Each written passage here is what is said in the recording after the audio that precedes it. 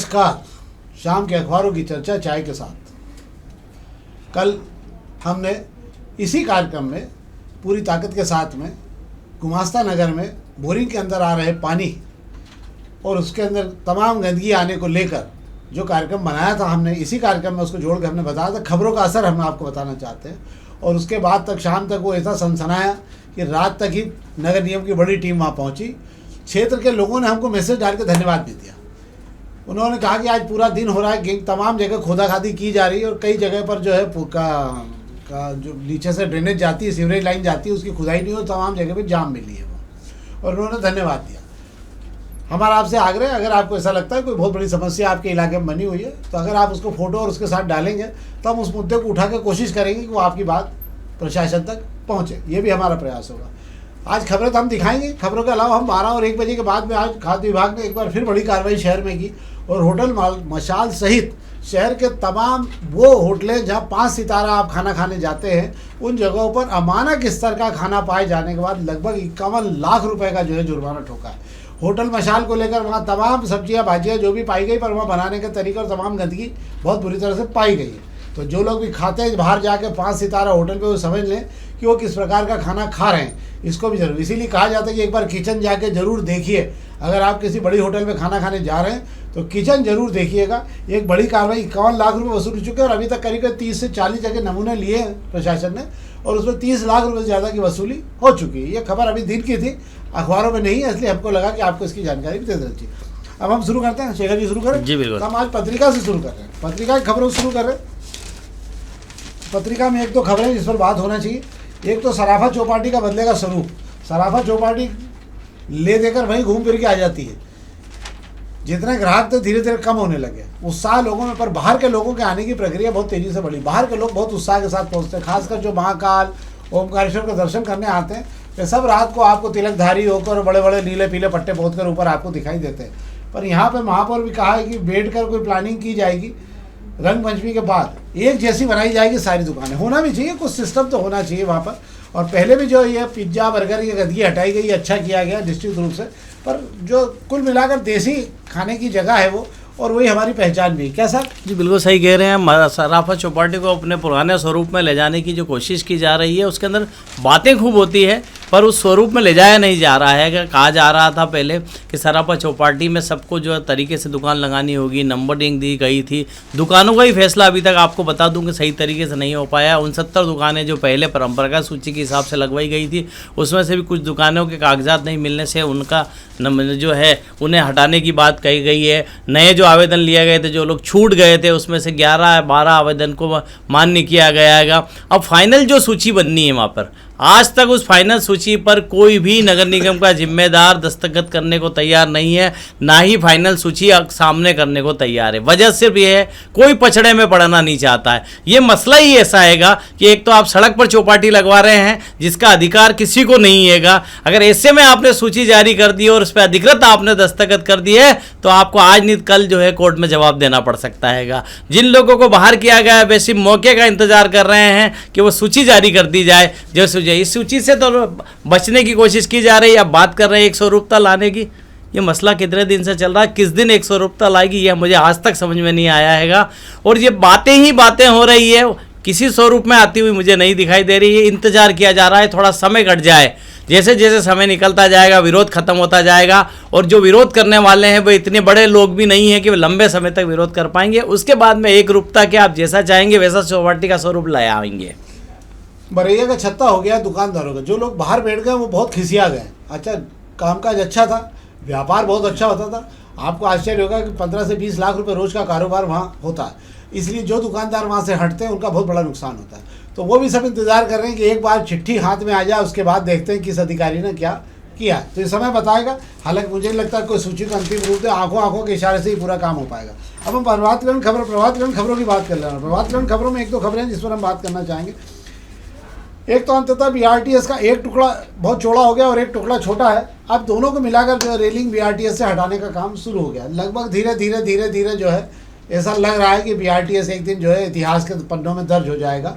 और हम कभी बात किया करेंगे कि यहाँ एक BRTS हुआ करता था 300 करोड़ का, और अधिकारियों के प्रयोग और अधिकारियों की जो है विस्तृत ज्ञान और महान उनके विचारों के कारण जो है यह 350 करोड़ का झटका इंदौर शहर को लगा। इन 350 करोड़ से कम 10 पुलिस शहर में बनते जो इस शहर की आधी समस्या यातायात की समाप्त करते थे। क्या साहब? जी बिल्कुल सही कह रहे हैं, पर देर आए दुरुस्त आए, जो भी हो रहा है कम से कम 8 से 10 महीने बाद BRTS की रेलिंग तो टूटने का मुहूर्त आ ही चुका है। अब दूसरी तरह हिस्से की जो रेलिंग है वो भी हटाने का काम शुरू हो गया है।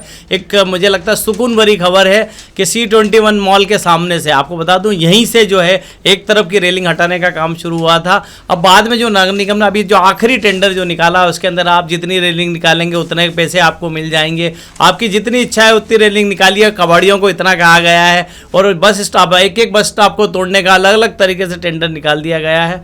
तो बस स्टॉप भी हट रहे हैं, एक साइड की रेलिंग हट गई थी, अब दूसरी तरह की भी रेलिंग हटना शुरू हो गई है। कुल मिलाकर ये समझा जा सकता है कि डिवाइडर का काम बड़ी आसानी से बीच में शुरू हो जाएगा और जो आप कह रहे हैं इतिहास के पन्नों में BRTS अब दर्ज होने की तैयारी की तरफ आगे बढ़ रहा है।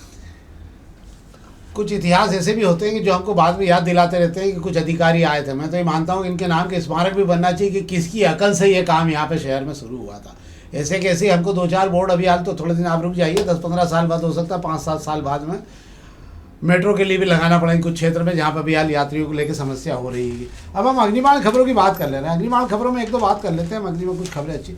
एक तो निगम का खजाना पूरी तरह खाली हो चुका है।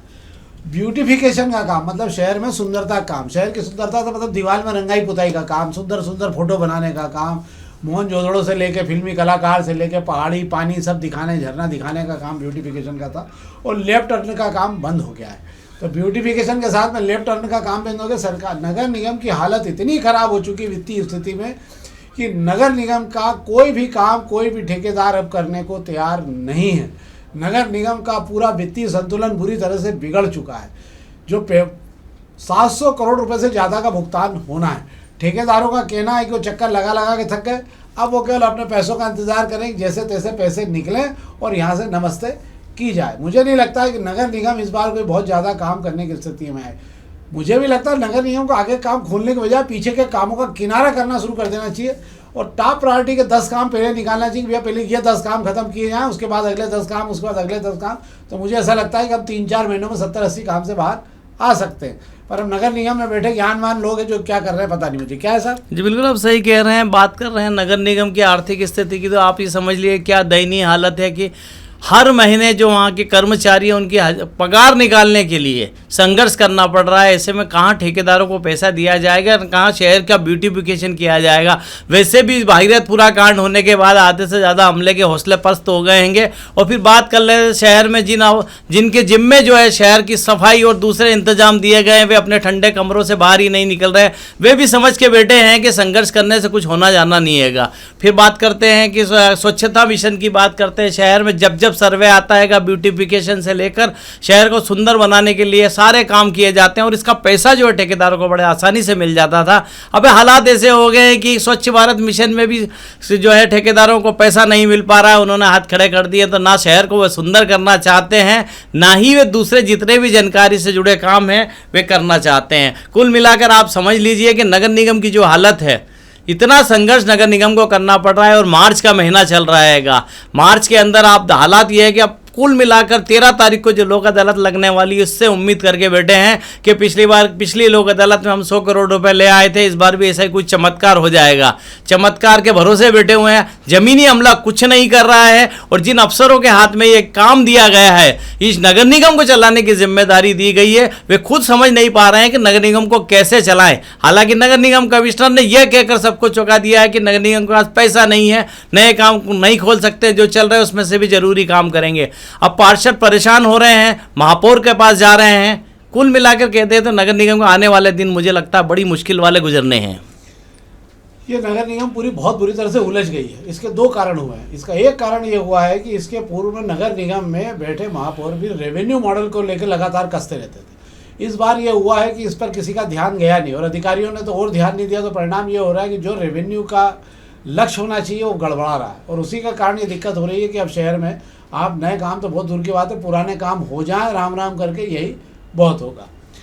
अब हम बात कर लेते हैं अग्निबाण की एक और खबर। भागीरथपुरा में 75% हिस्से में नर्मदा की जलापूर्ति सामान्य स्थिति में प्रवाह शुरू हो गया है। मतलब जो पानी पहले आता था शायद अब बेहतर तरीके से पानी में और पहुंच रहा है। बोरिंगों का पानी का इस्तेमाल का मुझे नहीं मालूम है, पर क्या स्थिति, पर ये पानी अब धीरे धीरे लोगों के घरों में पहुंचने लगा है और अब लोग धीरे धीरे इसका उपयोग भी कर रहे हैं। थोड़ा डर रहे हैं पर कर रहे हैं। क्या है साहब? जी बिल्कुल, एक अच्छी खबर है कि भागीरथपुरा साहब नगर निगम धीरे धीरे बाहर आने की कोशिश कर रहा है। 75% दावा किया गया है कि 75% इलाकों में जल की नर्मदा का पानी शुरू हो चुका है, मगर वहाँ के लोगों की अभी भी यही तकलीफ है कि नर्मदा का पानी तो आ रहा है पर इसमें इतना पानी उन्हें नहीं मिल पा रहा है कि वापरने के पानी की भी पूर्ति की जा सके।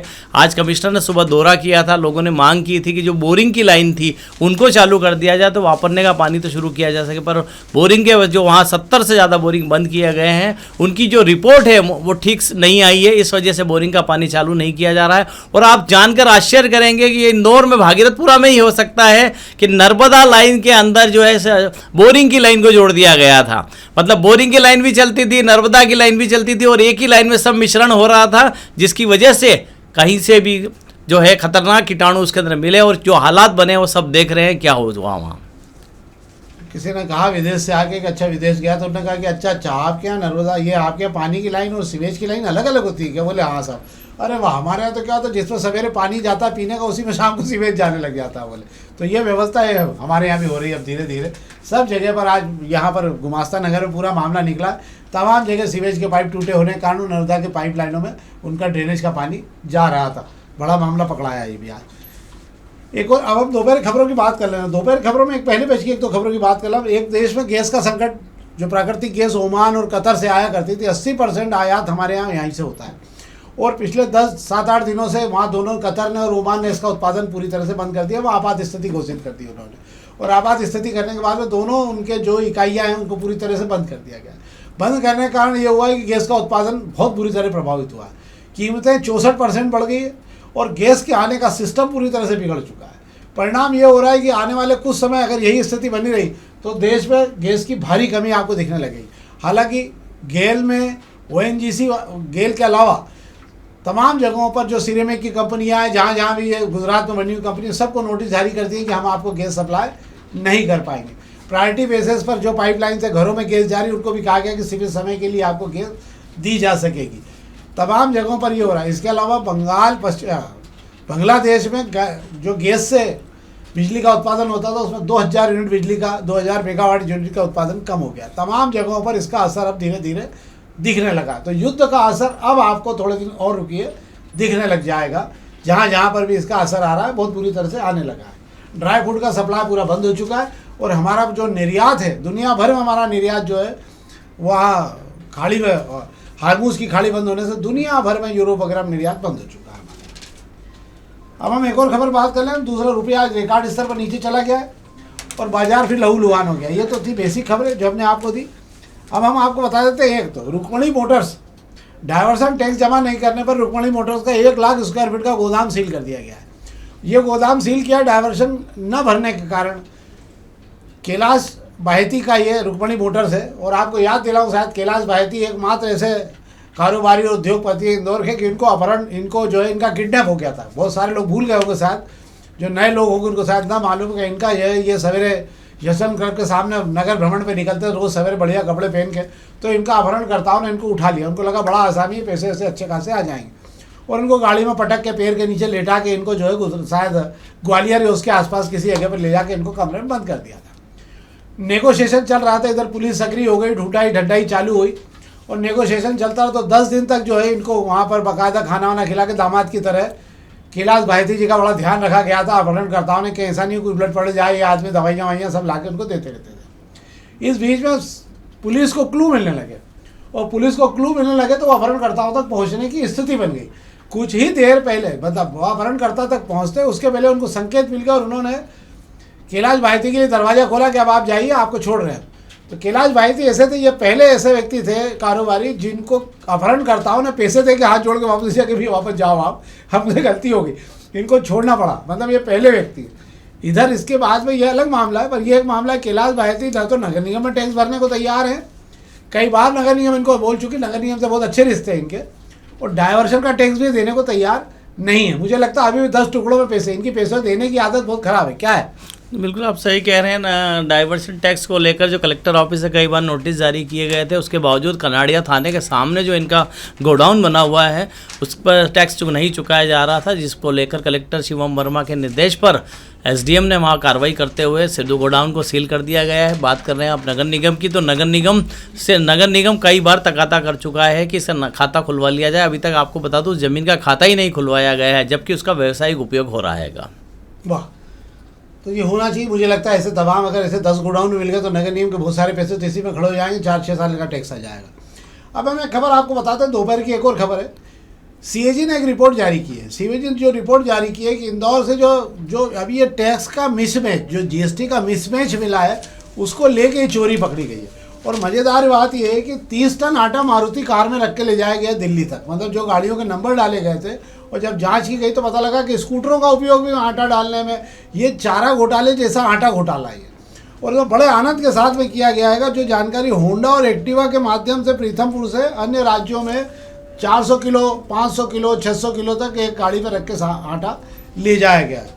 केमिकल परिवहन खुला हुआ। जीएसटी की चोरी की जाँच रिपोर्ट में सामने आया ये। स्कूटर, बाइक, चोरी के वाहनों का उपयोग भी इसमें बताया गया। जो नंबर पाए गए थे उसमें चोरी के वाहन भी पाए गए थे, जिसके आधार पर जानकारी के मुताबिक इस तरह इनपुट टैक्स क्रेडिट में 1636 रुपये की टैक्स चोरी का मामला जब पकड़ा गया और जांच की गई तो जो गाड़ियों के नंबर मिले अधिकांश स्कूटर के या मारुति के या चोरी की गाड़ियों के नंबर मिले, जिससे इस प्रकार का केमिकल और आटा सप्लाई किया गया था। तो ये एक बड़ा हेरा फेरी का मामला सीएजी ने पकड़ा था, जो आज हमने एक रिपोर्ट दी थी।